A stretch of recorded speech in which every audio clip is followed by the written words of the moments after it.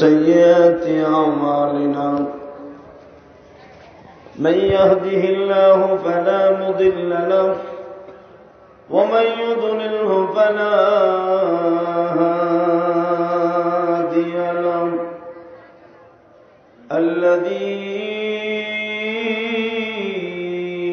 أرسل رسوله بالهدى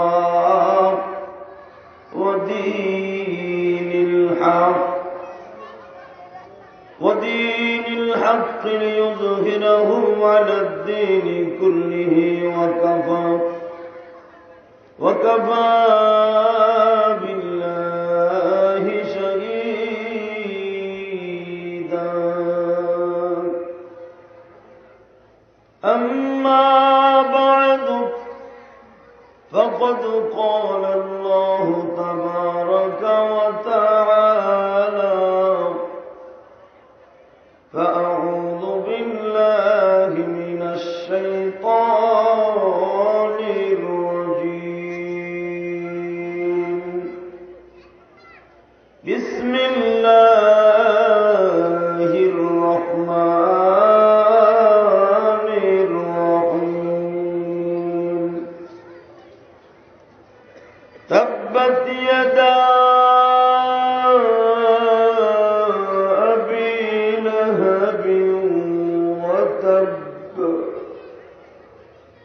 ما أغنى عنه ماله وما كسب سيصلى نارا ذات لهب وامرأته حمالة الحطب في حبل مسد وقال الله تبارك وتعالى في شان حبيب إن الله وملائكته يصلون على النبي يا أيها الذين آمنوا صلوا عليه وسلموا تسليما لا إله إلا الله جل لا إله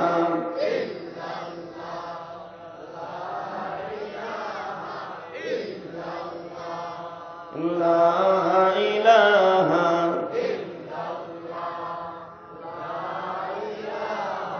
إلا الله لا إله إلا الله لا إله إلا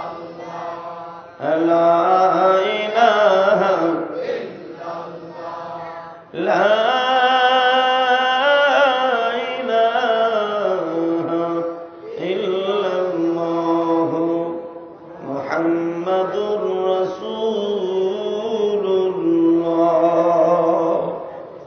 sallallahu alayhi wa sallam Allah Allah Allah Allah Allah Allah jore jore Allah Allah Allah Allah পানি খাও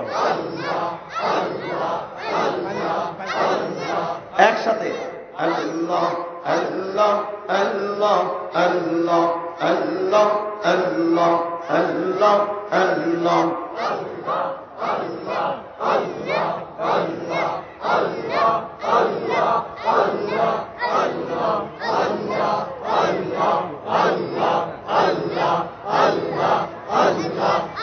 Allah Allah La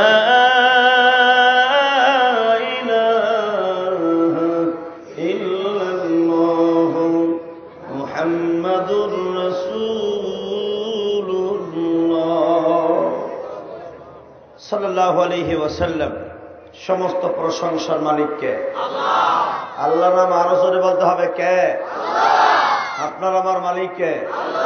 ওই আল্লাহর প্রশংসা চিৎকার মেরে বলি আলহামদুলিল্লাহ।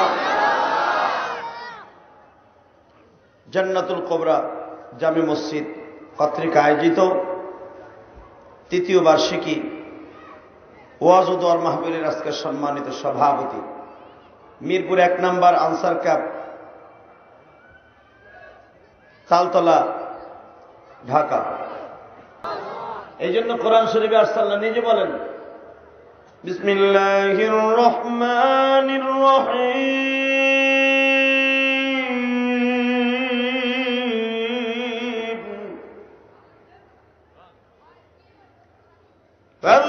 ফাযকুরুনি আযকুরকুম ওয়াশকুরুলি ওয়ালা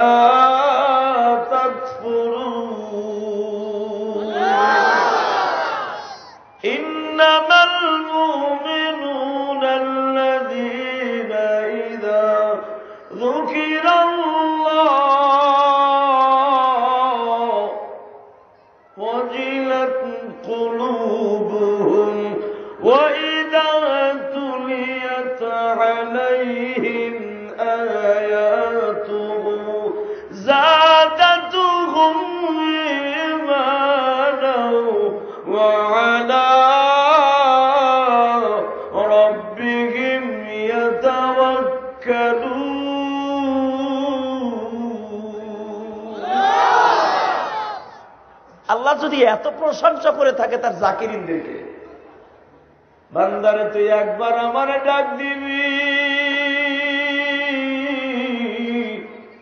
আমি মাওলা তোরে 10 বার ডাক দিব।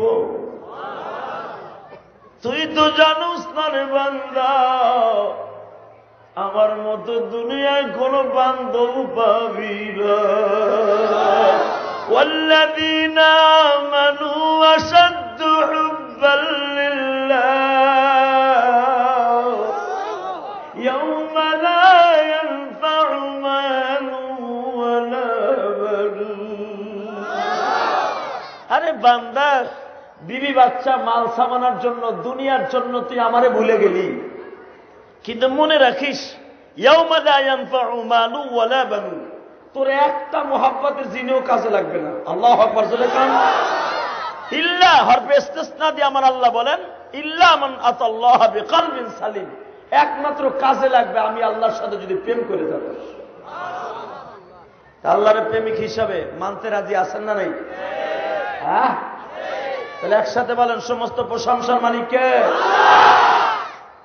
তো যাই হোক, আমি আপনাদের সম্মুখে আমার মাবুদের কালাম থেকে ছোট্ট একটা আয়াত তেলাওয়াত করেছি। যেরকম আলহামদুলিল্লাহ। এই সূরার আয়াত সংখ্যা হলো 7। মারহাবা কোন। এই সূরাটির মধ্যে শব্দ আছে মাত্র 33টা।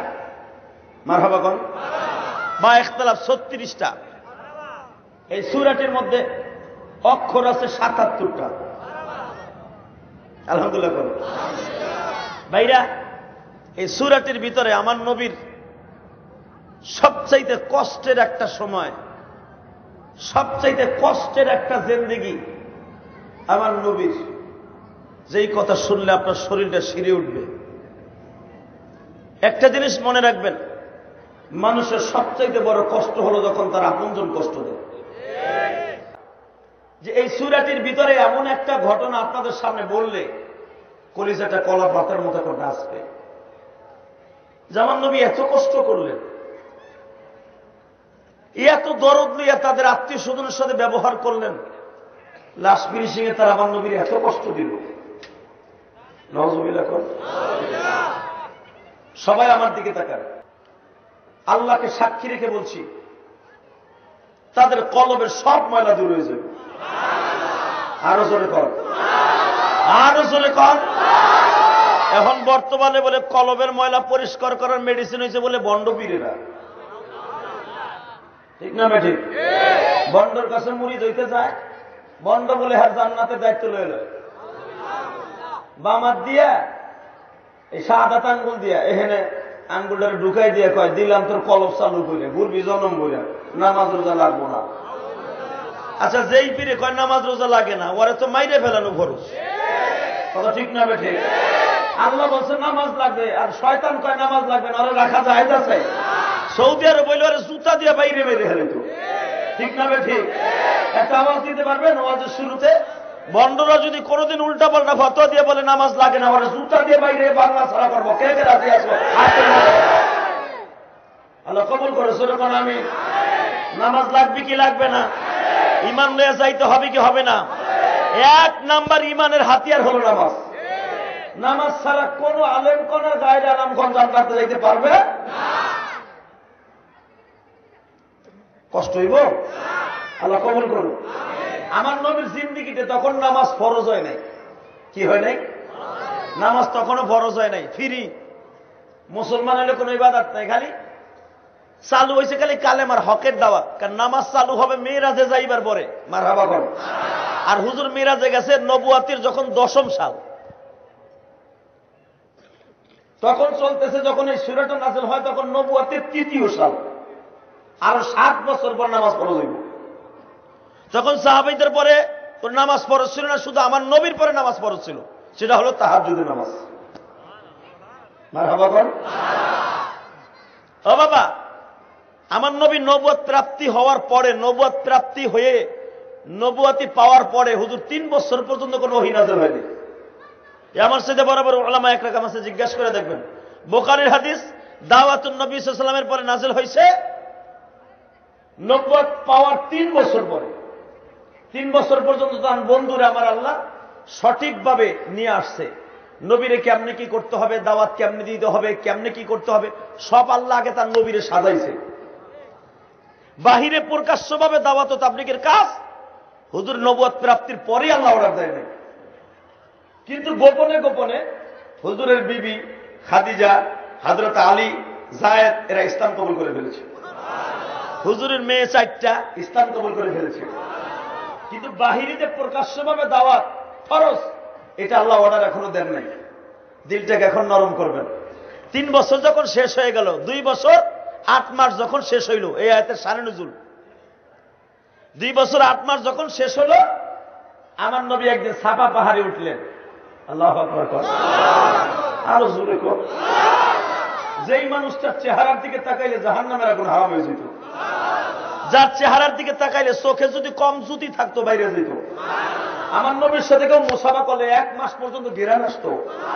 যারা হজে গেছেন তাদের জিজ্ঞাসা করবেন, এখনো কোরাইশ বংশের লোকগুলা, আমি গুনাহগার দেখছি, যতবার তাদের সাথে সাক্ষাৎ করছি, খাদিজার বংশের লোকের সাথে সাক্ষাৎ করছি, কোরাইশ বংশের কোরাইশ বংশের লোকের সাথে দেখা করছি, ও বাবা দেখছি তাদের সাথে মুসাফা করলে 3 দিন পর্যন্ত হাতের ভিতরে ঘেরান আসছে। কারণ কি জানেন? এই বংশের মানুষগুলো পৃথিবীর শ্রেষ্ঠ বংশ। উলামা একরামের কাছে জিজ্ঞাইবেন, আমার নবী এমন একটা বংশে আসছে যেই বংশের ভিতরে কোনো কলঙ্ক ছিল না, যেই বংশকে টার্গেট করে আমার আল্লাহ নিজে কোরআনে কি বলেন, পারলে আমার সাথে পড়বেন। এই সূরাটা সবাই পরিচিত, লিইলাফি কুরাইশিন লিইলাফিহিম রিহলাতাশ শিতাই ওয়াস-সাইফ।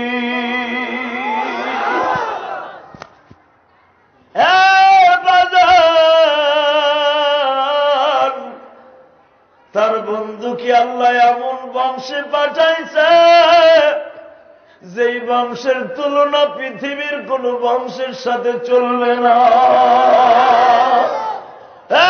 দোস্ত, এমন একটা গর্বে আমার নবীরে আল্লাহ দুনিয়ায় প্রেরণ করেছে যেই বংশের তুলনা পৃথিবীর কোন মহিলার সাথে এবং গর্বের সাথে চলবে না। এমন একটা মানুষের দ্বারা তার বন্ধুরে পাঠাইছে যেই মানুষটার মতো এত সুন্দর চেহারা আল্লাহর জমিনে তখন তদনন্তকালে আর কেউ ছিল না। এই মানুষটা যেদিন দাওয়াত ও তাবলীগের কাজ স্টার্ট দিবে, বাবা আমার নবী চাচাদেরকে রাত্রে বললেন, চাচাজি আপনাদেরকে নিয়ে আমি একটা সমাবেশ করতে চাই। বাতিজা তুমি বলো কি, তোমার মতো দামি মানুষ দুনিয়ায় নাই, আমাদের বংশের গৌরব তুমি, তুমি যদি আমাদেরকে নিয়ে সমাবেশ করতে চাও, তোমার সমাবেশে সব কাজ ফেলে রেখে আমরা অ্যাটেন্ড করব, সবাই আমরা যাব। খুব খুশি, প্রফুল্ল, দিল একবারে এতমিনান, কি খুশি। বাতিজা এতদিন কোনোদিন একটা সমাবেশের ডাক দেয় নাই, আজকে একটা সমাবেশের ডাক দেবেন না জানি আমার বাতিজা কত দামি কথা কইব না। তার আগে আর একটু পিছনের দিকে নিয়ে যাই। কাবাঘর যেদিন পুনর্নির্মাণ করেন, কাবাঘর বাবা ইব্রাহিম নবীর জামানায় যেরকম ছিল নবীর যুগ পর্যন্ত ওইভাবেই চলে আসছিল। কাবাঘরটা জীর্ণ শীর্ণ হয়ে গিয়েছিল। আমার নবী বলছিলেন, চাচাজিরা কাবাঘরটা সুন্দরভাবে নির্মাণ করতে হবে। সবাই পরামর্শ করলো, বাতিজা যেমনি ডিসিশন দেয় সেভাবেই করব। বাতিজা আমাদের লিডার, আল আমিন আমাদের লিডার, বাতিজা যেইভাবে বলবি ওইভাবেই করব। নবীর সেনশনে, নবীর ডিসিশনে কাবাঘরটা বাবা নির্মিত হলো। হযরত আসওয়াদ সবাই রাখার জন্য পাগল হয়ে গেল। আমার নবী হযরত আসওয়াদকে নিজ হাতে রাখলেন। আরো জোরে কর। এই হযরত আসওয়াদ যখন রাখা নিয়ে একটা গ্যাঞ্জাম লাগলো, কাবাঘর তো নির্মাণ হয়ে গেল, একবার সুন্দর হয়ে গেল, কিন্তু বাবা সবচাইতে বেশি সমস্যা হলো হযরত আসওয়াদ যেটা কালো পাথর, যেটা আদম আলাইহিস সালাম জান্নাত থেকে নিয়ে আসছিলেন সঙ্গে করে, মারহাবা কর, এই পাথরটাকে আদম আলাইহিস সালাম মাথায় দিয়ে ঘুমাইতেন। আপনাকে মন খারাপ নি, গ্যাঞ্জাম হয়েছে বাইতে, সুবহানাল্লাহ জোরে কর না কেন? হ্যাঁ, এই যেই পাথরটাকে আদম আলাইহিস সালাম 350 বছর মাথায় দিয়ে ঘুমাইতেন, এই পাথরটা ব্যাগের মধ্যে করে জান্নাত থেকে আসছিলেন উনি। এটার নাম হলো হযরত আসওয়াদ। এই পাথরটা আদম আলাইহিস সালাম কাবাঘর বানাইবার পরে নিজে রাখছিলেন কাবাঘরের দরজার উপরে। ইব্রাহিম নবীর জামানায় রকনি আমিন যেটাকে বলা হয় ওইখানে লাগানো ছিল। নবীর যুগে যেখানে লাগানো ছিল এখনো ঠিক একই জায়গায় আছে। তো এইখানে লাগানো এক বড় গ্যাঞ্জাম লেগে গেল। তাহলে একটা পাথর যদি 3 বার ওয়ালের থেকে ছুড়াইয়া লাগাইতে যায়, ভেঙে যায় না? দেখেন যারা হজে গেছেন, হযরত আসওয়াদটা অন্তত 10 টুকরা আঠা দিয়ে লাগাই রাখছে, কিন্তু এটা কিন্তু ভেঙে ছুড়ে একবার ছিন্ন বিচ্ছিন্ন হয়ে গেছে, কিন্তু আঠা দিয়ে লাগাই রাখছে রূপার একটা ডিব্বার মধ্যে। আলহামদুলিল্লাহ কর। এই পাথরটা ছিল এইরকম অনেক বড়, এখন ভাঙতে ভাঙতে ছোট হয়ে গেছে। এই পাথরটা রাখা নিয়ে অনেক গ্যাঞ্জাম হয়ে গেল। কোরাইশ বংশের লোকেরা আমরা রাখবো, আব্দে মানাব বংশের লোকেরা আমরা রাখবো, খাত্তাব বংশের লোকেরা কয় আমরা রাখবো, আর এক গ্রুপ কয় আমরা রাখবো। এমন গ্যাঞ্জাম হইল মারামারি লেগে যাবে। লাস্ট ফিনিশিং এ চিন্তা করলো কি করুন যায়, কারে দিয়ে কি করব। আমার নবী ডিসিশন দিলেন, এই কাবাঘরে পাথর যদি রাখতে হয় একজন নেতা মানেন, ওই নেতায় যা করবো তাই হইব। সবাই বললো, বাতিজা তোমার উপর যে নেতা আর কেউ হইতে পারে না, অতএব তুমি যে ডিসিশন দেবো ওই ডিসিশন মেনে নিব। আমার নবী বললাম, তাহলে আগামীকালকে যিনি কাবাঘরে ঢুইকা প্রথম দরজার কাছে দাঁড়াইতে পারবে সেই ব্যক্তি নেতৃত্ব দিবে। হযরত আসওয়াদ কোন বংশের মানুষ লাগাবে? বাজান রে, ভালো করে বুঝবেন, এত মানা যেই ব্যক্তিকে মানত, আজকে কোরআনের কথার কারণে সে হয়ে যাবে সন্ত্রাসী। আমার আলেম ভাইদেরকে সবাই ভালোবাসি, কোরআনের হক কথা বললে বাবা হয়ে যায় জিএমবি। কথা ঠিক না বেঠি? ভালো করে বুঝেন। আমার আলেম ভাইরা কোনো টেনশন করবেন না, আমাদের ইমাম হলো নবী মুহাম্মদুর রাসূলুল্লাহ। আমাদের ইমাম হলেন নবী মুহাম্মদুর রাসূলুল্লাহ। ও আমার মুয়াজ্জিন ভাইরা, কষ্টের কোনো কারণ নাই। তোমার আমার ইমাম হলো মুয়াজ্জিনদের ইমাম হলো বিলাল। হ্যাঁ দোস্ত, সমস্ত দুনিয়ার ইমামদার ইমাম হলো নবী মুহাম্মদুর রাসূলুল্লাহ। সেই ডিসিশন দিবে যে কাবাঘরে প্রথম ঢুকবে। সবাই ঘুম বাদ দিয়া, কোনো কেউ ঘুমায় নাই, কেন এই হযরত আসওয়াদটাকে লাগাবার জন্য সবাই টেনশন করতো যে আমি লাগাবো, আমি লাগাবো। বুঝেন না আপনি, যেটা সুমা দেওয়ার লেগে মানুষ শহীদ হয়ে যেতে রাজি। বাবারে সবাই আসিয়া দেহে কাবাঘরের দরজার সামনে আমার আলামিন মোহাম্মদ খাড়াই দিয়েছে। সবাই নবীরে দেখে খুশিতে আনন্দে বাগবা। তখন আমার নবীর বয়স মাত্র 19 বছর। কত? জোরে কর, আরো জোরে, আরো জোরে। মুফতি শফি রহমাতুল্লাহ সিরাতে খাতামুল আম্বিয়ার ভিতরে এসছে, তখন আমার নবীর বয়স 17 বছর। কেউ কেউ বলেন আমার নবীর বয়স তখন 25 বছর। যেটাই হোক বা ইখতিলাফ, আমার নবী দেখেন 25 বছর বয়সে কি নেতৃত্বটা দিল। নবী যখন সবাই দেখলো যে হেই প্রথম কাবা ঘরের দরজার কাছে, সবাই বললে আমরাও চাইছিলাম যে আপনি আমাদের নেতৃত্ব দিবেন। বলেন ভাতিজা আপনি কি বলবেন? এখন কিন্তু দিলের মধ্যে হিট লাগাবেন। দেখেন আমার নবী কত দামি।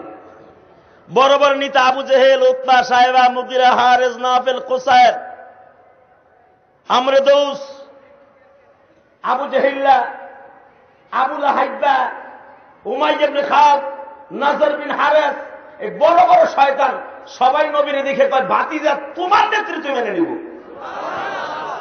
তোমার নাম আলামিন। নবী কয় তাহলে আমার নেতৃত্ব কি, আপনারা কি বলতে চান সিদ্ধান্ত দেন। সিদ্ধান্ত তুমি নিজ হাতে লাগাই দাও। তুমি লাগাইলে আমাকে বংশের ভিতরে আর কোনো গ্যাঞ্জাম হইব না। আমরা 12টা বংশই মক্কায় আছি, বাক্কায়। তখন মক্কার নাম মক্কা না, মক্কার নাম হলো বাক্কা। ইন্না আউয়ালা বাইতি উযিয়া লিন-নাস লাল্লাযী বিবাক্কাতা মুবারাকাও ওয়া হুদাল লিল-আলামিন। কোরআন শরীফে বলে বাক্কা। বাক্কার আমরা সবাই মেনে নিব, তোমার হাত দিয়ে হযরত আসওয়াদটা লাগাইলে। আমার নবী দেখেন কি চালাক, কত বুদ্ধি আমার নবীর মাথায়। আমার নবী চিন্তা করলেন আমি যদি লাগাই দেই, 2 দিন পরে হইলেও কইব দেখো মোহাম্মদ কি স্বার্থপর। হ্যাঁ কইলাম দেখি, হ্যাঁ আমাকে একটু ভাগেও নিল না, হ্যাঁ নিজেই লাগাই দিল। তাহলে তো কুরাইশ বংশের ঐতিহ্য রইল। 2 দিন পরে কইব নবী তো চিনে, বাপ চাচার রক চিনে না। চাচা আপনার বাপ চাচা কেমন জানেন না আপনি? আপনার বাপ কেমন, আপনার চাচাই কেমন, আপনার খালা কেমন, খালু কেমন আপনি জানেন না? কোন রক দিয়ে বানাইছে? নবী তো চিনে। নবী বুদ্ধি করে কয় শুনেন, আপনারা তো দিলেন আমার দায়িত্ব, আমিও নিলাম দায়িত্ব। শোনেন কি, আস্তে করে নবীর ঘাড়ের থেকে মাটার নুবাল টান দিয়ে বাইর করছে। ওই দেখেন আলেম বাইরে যে রুমাল মাথায় দেন না, এটা নবীর সুন্নাত। অনেকে কয় হুজুরা দেখো না উন্না পড়ছে, উন্না সব ভেঙে দাঁত ভেঙে দেবো বেটা। আমরা বড় জুব্বা গাই দিয়ে দেখো এটা হুজুরা বোরকা পড়ছে। আমরা বলে কাপড়ের দাম বাড়াইছি, জুব্বা বড়। আচ্ছা কাপড়ের দাম না আমরা বাড়াইছি, পেঁয়াজের দাম কেটা বাড়াইছে? ওটা তো হুজুর বেশি খান না, আপনিও বেশি খান না, ঠিক না বেটি? ওটা তো ঠিক মতোই খাই, ঠিক না বেটি? কষ্ট হইতেছে কথার উত্তর দিয়ে। উত্তর না দিলে লস খাইবেন। আমার নবী দেখেন কত বড় জ্ঞানী। আহা, একটা টান দিয়ে রুমালটা বাইর করছে মাথার থেকে, বাইর করে আমার নবী এইভাবে বিছাইছে। বিছাইয়া নিজ হাতে দেখেন পাথরটারে আমার নবী যে উঁচা জায়গায় ছিল লাগানো, ওখান থেকে খুইলা আমার নবী ওই রুমালের উপর রাখছে। চাদরটার উপর আমার নবী রাইখা 12টা গোত্রের লোকের ডাক দিছে, চাচা, উতবা, এই যে সাহেবা, এই যে আবু জেহিল্লা, এই যে বাতিজা নজর বিন হারেস, এই যে উমাইয়া ইবনে খালদ, এই তো বাতিজা। কি হয়েছে আপনি ডাকেন কে? আমার চাচা আবু লাহাব, এদিকে আহেন। 12 জনের ডাইকে কয় চাদরের কোনা ধরেন সবাই। মিয়া সুবহানাল্লাহ কইলেন না, কপালে যে কি ওই আল্লাহ ভালো জানে। আবার কই দেখি সুবহানাল্লাহ আরো জোরে বইলা লই। চাদরের উপর আমার নবীর নিজ হাতে কিন্তু পাথরটা রাখতেছে, খেয়াল করেন। চাদর রাখছে কিন্তু নবী নিজ হাতে, বেঈমানরা কেউ কিন্তু ধরে নাই। চাদরটা রাইকে বলেন আপনারা সবাই চাদর ধরেন। 12 জন নেতায় চাদর ধরছে, দইরা কাবা ঘরের যেখানে লাগাবে ওই পর্যন্ত তারা নিয়ে গেছে। ওই তাদের 12 হাতই রয়েছে চাদরটা। আমার নবী আস্তে করে পাথরটা উঠাইয়া নিজে লাগাই দিছে। আসলে লাগাইছে কেডা? নবী মুহাম্মদ। কান বা করছে কেমনে দেখছেন? বাজান আমার দিকে তাকান দোস্ত,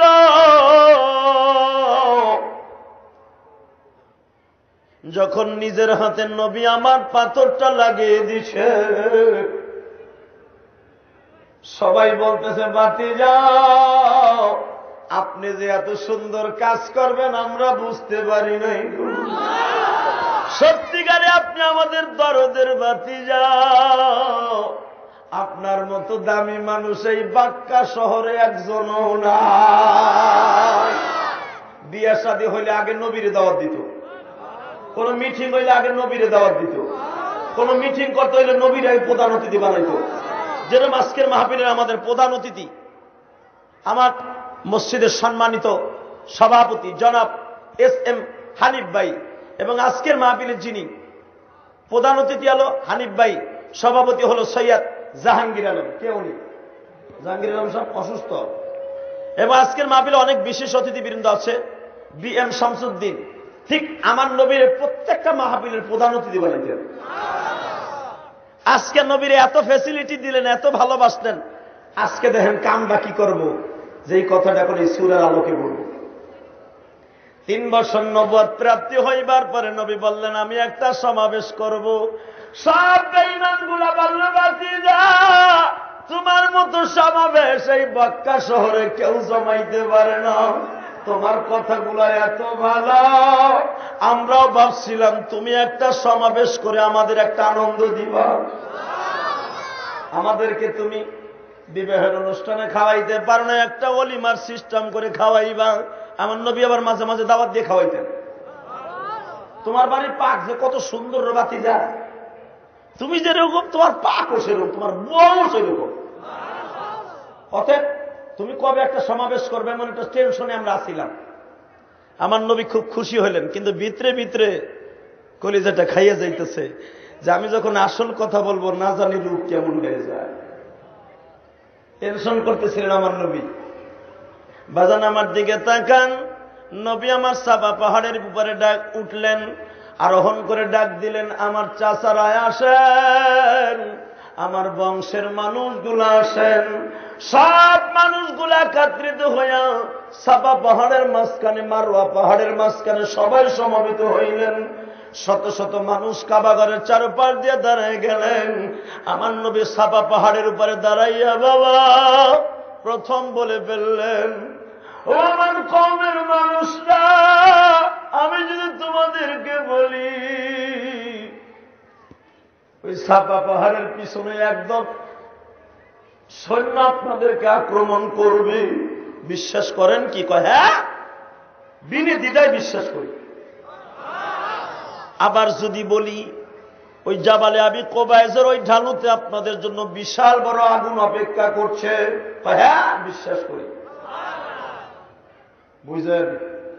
মাত্র আর 1 মিনিট পরে নবীর শত্রু হয়ে যাবে সবাই। এই 43 বছর পর্যন্ত আমার নবীর তারা সবচেয়ে দামি মানুষ জানতো, 1 মিনিট এখন শত্রু হয়ে যাবে। এবং এই যে শত্রু হবে মরার আগ পর্যন্ত শত্রুই থাকবে। রেডি থাকেন। নবী যখন বললেন আমি যদি বলি কাবা ঘরের নিচের থেকে একদল সৈন্য আপনাদেরকে খেয়ে ফেলবে, হ্যাঁ তোমার কথা বিশ্বাস করি, কারণ জীবনে তুমি মিথ্যা কথা বলবে। আমি যদি বলি আপনাদেরকে কোন একটা শত্রু এসে আগুনের মধ্যে লাফাই লাফাই পড়তে হবে, সে এমন পরিস্থিতি করবে আর আগুনের ভিতর পড়ে আপনারা কয়লা হয়ে যাবেন, হ্যাঁ এটাও বিশ্বাস করি। তাহলে আপনারা শোনেন, আপনারা যে 360টা মূর্তির পূজা করেন এটা কিন্তু আসলে খোদা না। আবুল আহাব কয় এখন কি করে, হে তুমি এখন কি কর বাতিজা, তোমার কি কোনো কিছু খাইয়া লইছো নি? তুমি কি নেশাগ্রস্ত নি? তুমি কি পাগল হয়ে গেলানি? তোমার কি জেনে ধরছেনি? এখন 2 ফোঁটা চোখের পানি ফেলবেন। আমার আলেম ভাইরা, ইতিহাস ভুলে যান কেন? কোরআন হাদিস আপনারাই বলছেন। এরকম নবী যদি জীবনে হক কথা বলতে যে জীবনে প্রথম কষ্ট নিয়ে নবীর ঘিলুর পানি পর্যন্ত ছেড়ে দিতে পারে, তোমার আমার টেনশন তো আসবে, ঠিক না? ঠিক। 43 বছর পর্যন্ত যেই মানুষটা স্বর্ণের মানুষ ছিল, 1 মিনিটে দেখো তার পরিস্থিতি কি হবে। যেই মানুষটা জীবনে একটা মিথ্যা কথা হয়নি, এটা কাফেরাও জানতো। যখন বলল চাচা আমার পরে ওহী নাযিল হয়ে গেছে কুল হুয়াল্লাহু আহাদ আল্লাহুস সামাদ, এই দুইটা আয়াত যখন পড়লেন বাবা, আবু জেহেল একটা পাথর কুড়াইতেছে। তুই এই জন্য আমাকে ডাকছো? এ বেঈমান, তুই কি এই জন্য ডাকছো? নাউজুবিল্লাহ। নবীরে কয় বেঈমান, এই জন্য তোর দুধ কলা দিয়ে কোলে পিঠা করে মানুষ করছি। তোর বাপ মরে গেছে আজ থেকে অনেক বছর আগে, প্রায় ৪৪ বছর আগে তোর বাপ মরে গেছে। তোর বাপ ৪৪ বছর আগে মারা গেছে, তোরে আমরা কোলে পিঠে করে মানুষ করছি। তোর বাপের খবর নাই, তোর মাও নাই, আমরা আমার বউরা তোরে পালন করছে। আজকে তুই আমাগো খোদারে বাদ দিবি? আবু জেহেল বাবা এরকম একটা পাথর নিয়ে অন্তত ২০ জন লোকের উপর দিয়ে জাম্পিং করে নবীরে পাথরটা মেরে দিল। হ্যাঁ বাবা, উতবা সাহেবা সবাই নবীর কাছ থেকে বিদায় নিয়ে চলে গেল। আবু লাহাব বেঈমানটা আমার নবীকে বাবা কলারটা থাবা দিয়ে ধরে ফেলছে। আমার নবীকে যখন চড়াও হয়েছে, নবী ঘাটটা মোড়ানি দিছে। জিবরাইল পিছনে দাঁড়ায় বলে, নবীজি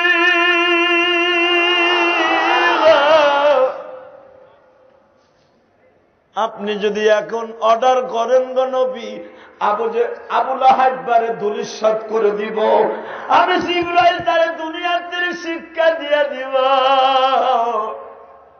আপনি যে আল্লাহর কাছে কত দামি।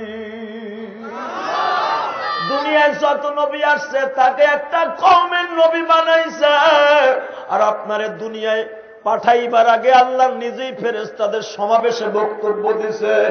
আমার নবীরে দুনিয়ায় পাঠাবার পরে বলে দেব, কুল্লিন্নী রাসূলুল্লাহি ইলাইকুম জামিআ। হ্যাঁ দুনিয়ার মানুষ যে, হ্যাঁ নবী আপনি বলেন, ইন্নী আমার আল্লাহ আমাকে রাসূলুল্লাহি ইলাইকুম জামিআ সমগ্র পৃথিবীর নবী বানায়া দুনিয়ায় পাঠাইছে। দোস্ত এখন একটা আওয়াজ দিবা। এতদিন মানুষটা স্বর্ণের মানুষ ছিল, আবু লাহাব যখন আমার নবীকে একটা পাথর মেরে দিয়ে কপালটারে ফাটায় দিল, নবী আমার এইভাবে কপালটা চেপে ধরে বললেন, চাচা গো এমন একদিন আসবে গো চাচা, আমার জন্য তোমরা কাঁদবা কিন্তু তোমরা আমার চোখে দেখবা না। যুবক ভাইরা রে, মক্কার সব যুবকদেরকে আবু লাহাব দাওয়াত দিয়ে বলে দিল, আমার ভাতিজা পাগল হয়ে গেছে, আমার ভাতিজারে পাগলের ট্রিটমেন্ট হলো পাথর দিয়ে মেরে মেরে সোজা করা। আমার ভাতিজা যেই রাস্তায় যাবে ওই রাস্তায় তোমরা প্রতিবন্ধকতা সৃষ্টি করবা। আমার ভাতিজা যেখানে দাওয়াত হয়ে যাবে ওইখানে হই হুল্লা করবা। যেখানে আমার ভাতিজা যেই বাড়িতে যাবে ওই বাড়িতে যে জোরে জোরে ঢোল পিটাইবে। আমার আল্লাহ সঙ্গে সঙ্গে ডিক্লারেশন দিলেন, জিবরাইল রে আমার বন্ধুর মনের কষ্ট দূর হয়ে যাবে, এই সূরাটা লয়ে যাও। বাজান এখন কিন্তু সবাই কাঁদবেন আর সূরাটা তেলাওয়াত করবেন। তাব্বাত ইয়াদা আবি লাহাবি ওয়া তাব মা গুনা আনহু মালুহু ওয়া মা কাসাব সায়াসলা নারান দাতা লাহাবি وامرأته حمالة الحطب في جيدها حبل من مسد। আল্লাহু আকবার। যখন এই সূরা নাযিল হলেন নবী খুশি না। এখন কিন্তু দিলটা সরাসরি পাক্কা নরম করে দিবেন, নবী আমার খুশি না। এদিক দিয়ে আবু লাহাব করছে কি, নবীরে পাথর মতন বাইরা। আবু লাহাবের একটা বউ ছিল জরম ফাজিলের ফাজিল, বদমাশ মহিলা। এই মহিলার রাত্রে যে হুনো ভাতিজা পাগল হয়ে গেছে, হ্যারে তো তোমরা কোলে পিঠে করে মানুষ করছো, এরে কিন্তু আর কোনো সহানুভূতি দেখাইবা না। ও যে রাস্তা দিয়ে হাঁটবে বড় বড় কাটা কেড়ে থইবা। আবুল আহাবের বউ উম্মে জামিল, ওই বদমাইশ মহিলার নাম কি? জোরে কান। এই মহিলার চেহারা কিন্তু অত্যন্ত সুন্দর ছিল। দেখবেন পৃথিবীতে যত সুন্দরী প্রতিযোগিতা হয়, এরা ভালো কোন ফ্যামিলির পর্দানেশী ফ্যামিলির মাইয়া না, ঠিক না বেঠি? ভালো করে বুঝেন, এই উম্মে জামিল কিন্তু অনেক সুন্দরী ছিল। এই সুন্দরী প্রতিযোগিতা হে ওই মক্কায় সবাই তার সুন্দর কইতো জামিল, এই জন্য তার নাম হলো জামিল, উম্মে জামিল অর্থাৎ জামিলের মা। কিন্তু এই মহিলা চেহারাও সুন্দর ছিল। এই মহিলা যখন শুনলো যারে আমরা কোলে পিঠে করে মানুষ করছি, যার মা ছোট্টকালে মারা গেল, হে বলি নবী ওই এখন আমাকে খোদা গোবার দিছে, 360টার খোদা বাদ, লাত আর উজ্জা বাদ, এখন বলে কুল হুয়াল্লাহু আহাদ, হেরে রাখা যাবে না, হেরে রাম দোলাই দিতে হইব। নাউজুবিল্লাহ কোন।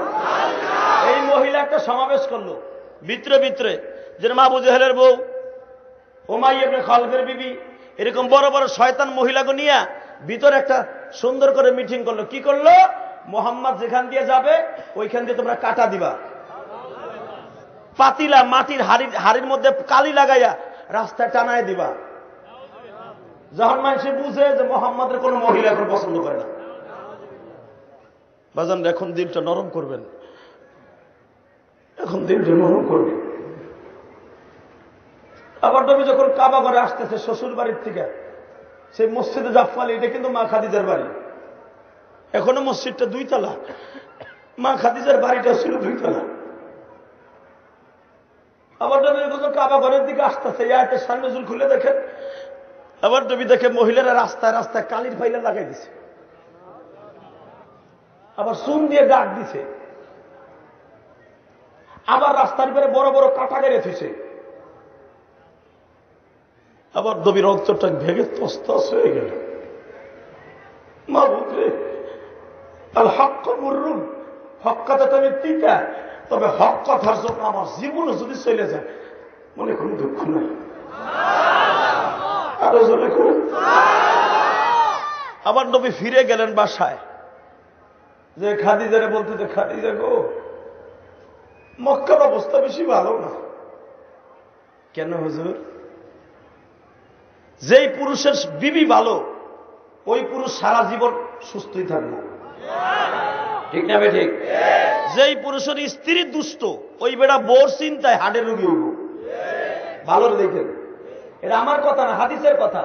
যেই পুরুষের বউ বালা, সে যতই টেনশন করুক, চাকরি যাক, ব্যবসায় লস খাক, ঘরে আসতে যদি বিবি কয় ওতে কি হয়েছে, আল্লাহ নিয়ে গেছে আবার দিবে, তাহলে দেখবেন অবশ্যই পুরুষটা অনেক বছর সুস্থ বাঁচবে, ঠিক না? ঠিক।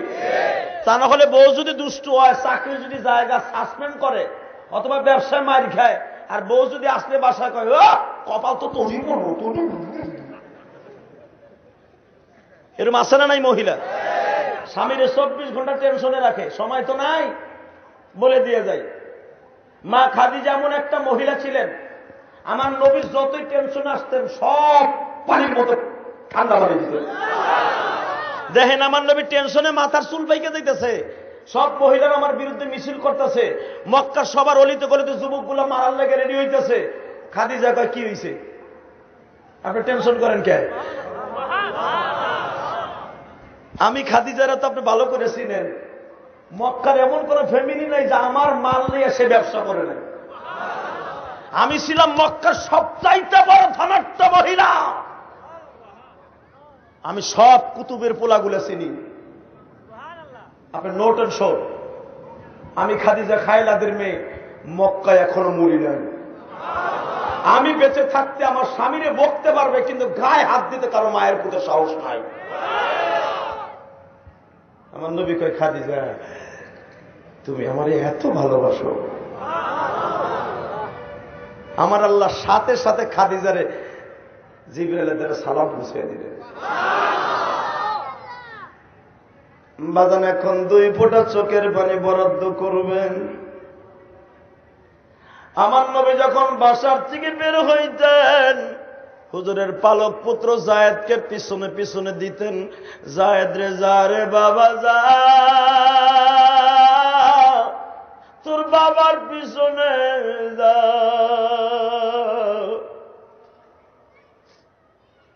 মক্কার বেঈমান গুলা তোর বাবার শত্রু রে বাবা।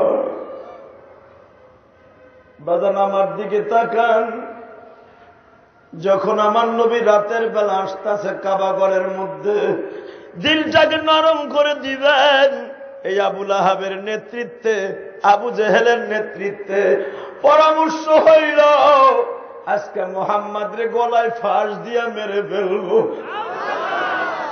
ওর যন্ত্রণায় আর আমরা বংশের মানুষ দাম পাই না। যখন পাশের গ্রামে যাই তারা বলে তোমার বাতিজা আমাকে খোদারে বাদ দিয়ে দিছে, তোমাদের সাথে আমাদের কোনো ব্যবসা বাণিজ্য হবে না যদি মুহাম্মদ রে তোমরা বয়কট না করো। বয়কট করার দরকার নাই, সরাসরি হিট করো। হ্যাঁ দোস্ত আমার দিকে তাকাও, এখন দিলটাকে নরম করে দিবা। কে বলছে দোস্ত গুনাহ মাফ হইব না? গুনাহ মাফ হইতে লাগবে মাত্র 1 সেকেন্ড। আমি গ্যারান্টি দিয়ে গেলাম আজকে জুমার রাত গুনাহ মাফ হইতে সময় লাগবে না। শুধু তার নবীর জন্য 2 ফোঁটা চোখের পানি বরাদ্দ করবেন।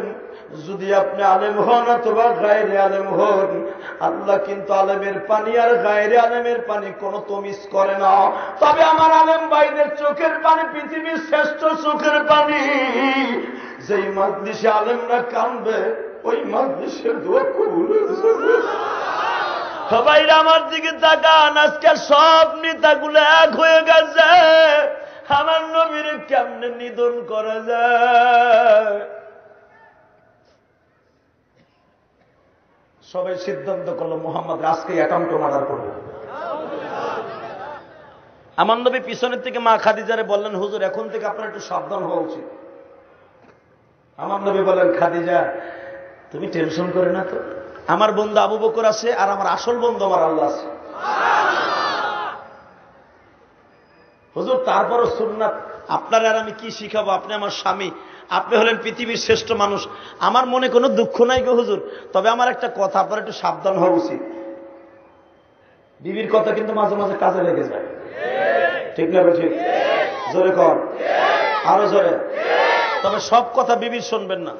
বিবি যদি আপনারা কয় টিভি কিনে দাও, আরে প্রথম ছোটে বয়কট করে কইবেন আমার ঘরে টিভি উঠবো না, ঠিক না? ঠিক। বিবি যদি কয় আমি স্টার জলসা সিনেমা দেখবো, জলসা যে চ্যানেলটা আছে আস্তে ডিসল্যান্ডে টাইনে ছিঁড়ে ফেলবেন যে আমি তোর জন্য জাহান্নামে যেতে রাজি না, কথা ঠিক না? ঠিক। এটা তো করবেন না। সবাই তো বোর কাছে মুড়ি, সব বেলায় বেলা বোর কাছে মুড়ি। তাহলে আমরা হুজুররা জীবনে টিভিও কিনা দিলাম না, ডিশ লাইনও লাগাইলাম না। আমাকে তো আজান দিয়ে বকেন গা। এদিক দিয়ে তো আপনাকে সাইতে বালা, আপনি ঘরের ভিতরে গামলা লাগাইছেন। গামলা ডিশ মানে কি? গামলা না? তোমার বউ গামলা দেখে রাত 2টা 3টায় ঘুমায়, ফজর নামাজ পড়বো কোন সময়? আমার দিকে তাকান, মা খাদিজা এমন একজন বুদ্ধিমতী মহিলা ছিলেন, হুজুরকে আগের থেকে ওয়ার্নিং দিলেন একটু সতর্ক হয়ে চলেন। আমার নবী সতর্ক হয়ে চলবে কি? আমার আল্লাহ তো আমার সাথে আছে। আরো জোরে কর, আরো জোরে বলেন। নবীও কিন্তু সতর্ক হয়ে চলছে। বর্তমানে এই কথাটা কেন বলছি জানেন? বর্তমান পরিস্থিতি ভালো না, আপনারা সতর্ক হয়ে চলেন। রাস্তাঘাট নিরাপত্তা না, ঠিক না? ঠিক। তবে বাইরে তো 2টা পাও ধরে বলে যায়, বাইরে 50 টাকা 100 টাকার লোভে কারো জীবন কাইরা নিস না পেট্রোল বোমা দিয়া।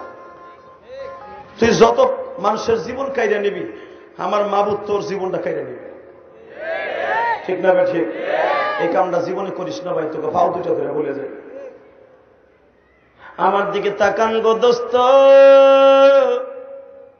মা খাদিজা কেন যেন মনের ভিতরে একটু একটু করে বাবা একটু একটু করে ভয় লাগতেছে, না জানি আবুল কাসেমের কোন জায়গায় শত্রুমি শুরু হয়ে যায়। কারণ আমার নবীর লকব ছিল আবুল কাসেম বাবা। হুজুরের বড় ছেলের নামের উপরে লকব দিয়ে আমার নবীর কনিয়া ছিলেন আবুল কাসেম। বাজান, মা খাদিজা টেনশন করতেছে, ঠিকই আজকে টেনশনের সম্মাসন্নী নবী হয়ে যাবে। বেঈমান আবু লাহাবের নেতৃত্বে, আবু জেহেলের নেতৃত্বে আমার নবীর আজকে গলায় ফাঁস দিয়ে বাবা মেরে ফেলবে। উতবা সাহেবের আগের থেকে রেডি করে রাখছে। উতবা সাহেবারে, তুই শুধু নবী মুহাম্মাদের গলায় ফাঁস লাগাই দিবি, পিছনের থেকে বড় বড় লাঠি দিয়া মুহাম্মাদের পিটাইয়া বিছাইয়া ফেলবো। মুহাম্মাদের জিন্দেগি আজকে শেষ হয়ে যাইব রে।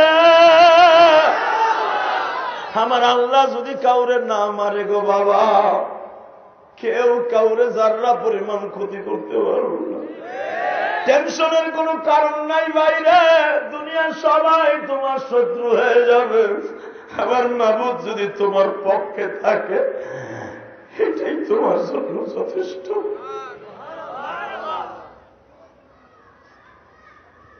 নবী আমার কাবা ঘরের মধ্যে ঢুকবে, কারণ কি জানেননি? আমার আল্লাহ নবীরে এইভাবে ডাক দিছে, ইয়া আইয়ুহাল মুযাম্মিল কুমিল লাইলা ইল্লা কালিলা নিসফাহু আও ইনকুস মিনহু কালিলা। নবী গো, চাদর গায়ে দিয়ে আর ঘুমায় থাইকেন না, ওঠেন, বিবিদের সময় তো দেয়া হয়ে গেছে। এখন আমি মাহমুদ একা স্টেডিয়ামে বসে আছি, আমার একা ভালো লাগে না। আপনি আমার কুদরতি বাসিন্দা জানবো নবী, আমি আল্লাহর ভালো লাগবে। ওয়ামিনাল লাইলি ফাতাহাজ্জাদ বিহি নাফিলাতাল লাক আসা আইয়াবাতাকা রাব্বুকা মাকামান মাহমুদা। ওঠেন হুজুর, সিজদা দেন, মাকামে মাহমুদ আপনার নামে দলিল করব, আপনার উম্মতের নামে দলিল করব। উম্মতের লাইগা নবী তাহাজ্জুদ পড়ার জন্য কাবা ঘরে যাচ্ছে। তখন তো তাহাজ্জুদের নামাজ আমার নবীর প্রতি ফরজ ছিল। ও বাবা, আমার দিকে তাকান। নবী যখন বাবু সালাম দিয়ে কাবা ঘরের মধ্যে ঢুকতেছে, ও হাদিস বাজানরা, সূরা লাহাবের, ও আমার আলেম ভাইরা, সূরা লাহাবের তাফসীরে মারুফুল কোরআন খুলে দেখেন, তাকে উসমানী উলুমুল কোরআনের মধ্যে রাখেন। যখন আমার নবী বাবু সালাম দিয়ে ঢুকতেছে, যেই বাবু সালাম দিয়ে দুনিয়া সব নবী কাবা ঘরের মধ্যে ঢুকছে, বাবা বাবু সালাম তোমার আপন জন্য ওপেন না, এটা ক্লোজ করে দিছে, বন্ধ করে দিছে। জীবনে যদি কোনোদিন চান্স পান গো বাবা, কাবা ঘরে গেলে চেষ্টা করবেন বাবু সালাম জীবনে বছরে একদিন খোলে গো বাবা। আমি গুনাহগার বহুত চেষ্টা করছি, কিন্তু চান্স পাই নাই গো। বাবু সালাম দিয়ে দুনিয়া সব নবী কাবা ঘরে ঢুকছে, আমার নবী বাবু সালাম দিয়ে যখন ঢুকতেছে, বেঈমান উতবা পিছনের থেকে দৌড় দিয়ে সে নবীর গলায় চামড়ার বেল লাগাইয়া দিছে, নবীর কোমরে পাও লাগাইছে। সাহেবা নবীর কোমরে পাও লাগাইছে, দুইজন দুই দিকে টানতেছে বাবা। আমার নবী এইভাবে তাড়াতাড়ি হাত দুইটা ঢুকায় দিছে গো।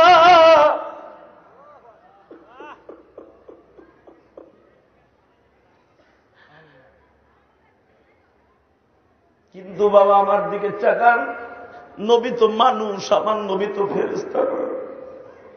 যখনই তারা দুই দিকে দুইজনের বেল দিয়ে টানে, আবু জেহেল পিছনের থেকে বড় লাঠি দিয়ে পিটায়।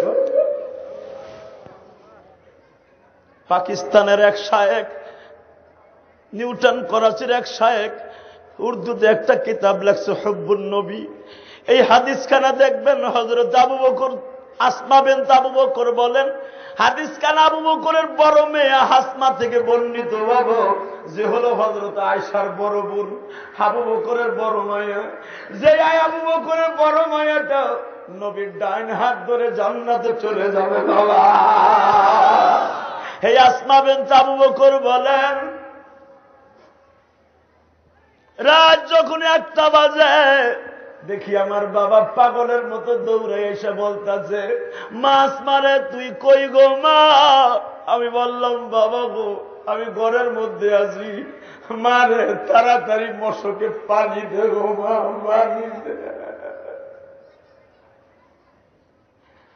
আসমা হাদিস খানা বর্ণনা করে বলেন, ওই নিউটন করাচির আল্লাহর কুতুব লেখেন, যখন আস্তা বলেন আমি মশকের মধ্যে পানি লইলাম, আমার বাবা বলে মা একটা গামছা লো।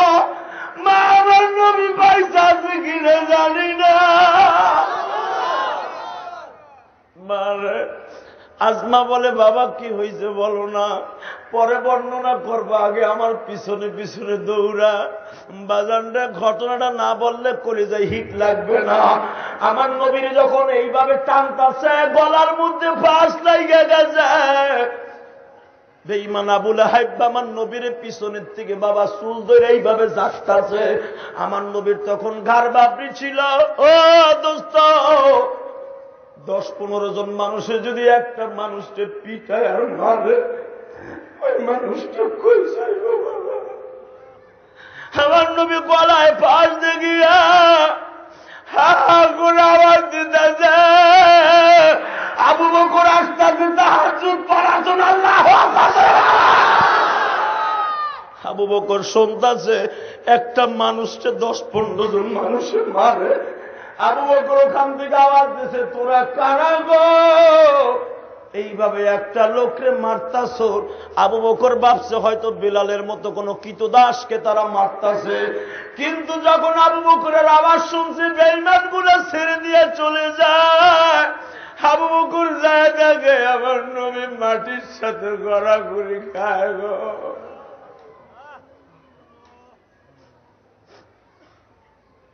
বাজান মনে রাখেন, নবীর জন্য যদি কারো চোখে এক ফোঁটা পানি আসে, ওই মানুষটা কোনোদিন জাহান্নামে যাবে না, বেঈমান হয়ে মরবে না। যুবক বাইরে, তোমার মতো যুবকরাই তো আমার নবীর সেই রাত্রে মারতে ছিল। আমার দিকে তাকাও গো বাবা, দেখো এক ফোঁটা চোখে পানি আসে কিনা। আমি আল্লাহকে সাক্ষী রেখে বলছি, গুনাহ মাফ হইতে 1000 চোখের পানি লাগে না, এক ফোঁটা পানি যথেষ্ট। এই ইসলামকে, কোরআনকে জমিনে প্রতিষ্ঠিত করতে বাবা আমার নবী কম কষ্ট করে না। আজকে বাংলার জমিনে আমার সেই নবীর গালি দেয় সন্ত্রাসী বলিয়া বাবা। আমার নবী তখন যদি একটা হাতের ইশারা দিত, সব বেঈমান গুলা মরে পরিষ্কার হয়ে যাইত। কিন্তু আমার নবী একটা থুতু মারে নাই গো বাবা। বেঈমান গুলা মেরে যখন চলে যায়, আবু বকর যায় দেখে আমার নবী গলায় হাত দিয়ে বলে, আবু বকর রে, বন্ধুরে রাখিয়া নবী, বন্ধুরে রাখিয়া নবী কেমনে আসিলেন, আমায় আপনি ভুলে গেছে, বলবেন কি এখন? না রে আবু বকর, আমি ভুলি নাই। একা একা আসতেছিলাম, ভাবছি তুমি বুঝি তাহাজ্জুদের জন্য আসছো। কিন্তু আবু বকর রে, কথা বইল না, মাথার বেদনায় সহ্য করতে পারি না গো আবু বকর, যদি পারো আমার মাথায় একটু পানি দাও। আসমা বর্ণনা করেন, আমি আর আমার বাবা মশক ভরে পানি নিয়ে আসলাম। এসে দেখি আমার বাবা আমার নবীর রানের পরে শোয়াইয়া, আমি আসমা পানিগুলো ঢালতেছিলাম, আমার বাবা হাত দিয়ে দিয়ে আমার নবীর মাথার চুলগুলো ধুলাবালুগুলো পরিষ্কার করতেছিল। কিন্তু আমি যেটা অনুধাবন করতে পারতেছিলাম, যখন আমার নবীর চুল ধরে টান দেয় গো বাবা, আমার বাবার সাথে চুলগুলো নবীর উঠে চলে আসে। আমার নবী বলে, আবু বকর আস্তে টান দিরে, আবু বকর এত জোরে জোরে আমার চাচা চুল ধরে টানছিল গো। আমার চাচা হয়ে আমার এত জোরে মারল, মনে রাখো প্রথম দিন আমার পাথর দিয়ে আঘাত করছে, আল্লাহ তার জবাব দিয়ে বলছে, তাব্বাত ইয়াদা আবি লাহাব ওয়া তাব, মা গুনা আনহু মালুহু ওয়া মা কাসাব। আমার চাচা মালের গৌরব দেখায়, মাল তার কোনো কাজে আসবে না। সে তার বিবির গৌরব দেখায়, তার বিবি উমাইয়ার মেয়ে আবু সুফিয়ানের বোন বিদায় মক্কায় সে গৌরব দেখায়, কিন্তু আবু সুফিয়ান নেতার কথায় কোনো কাজ হবে না, তার মালে সম্পদে কোনো কাজে আসবে না। সে যা অর্জন করেছে সব শেষ হয়ে যাবে। আজকে যেইভাবে আমারে মারলো, আবু বকর বলে আসমা রে মা, আমার সাথে ওয়াদা দে। আসমা কান্দে আর কয় বাবা গো, তোমরা কি মক্কায় একই বংশের মানুষ না? হগো মা, এইভাবে নবীরে মারলো, কোনো প্রতিবাদ কি হবে না? নবী পিছনের দিকে তাকায় দেখায় জিবরাইল বাহিনী লইয়া দাঁড়ায় আছে। বাবা আল্লাহু আকবার জোরে বলো। একটা কথার উত্তর চাই গো বাবা, জিবরাইল যাকে এখন সহযোগিতা করার জন্য পিছনে দাঁড়ায়ছে, আমার এই নবীকে যদি বাংলার জমিনে কোন নাস্তিক আর একবার গালি দেয়, নবীর মেয়ে ফাতেমারে যদি কেউ গালি দেয়, জওয়ানবাগি আমার মেয়ে, নবীর মেয়ে কলিজার টুকরা ফাতেমাকে বলেছে বিবাহ করেছি, জীবন চাইতে রাজি আছে, ওই বেঈমানের বিরুদ্ধে যে হাত করতে রাজি আছো।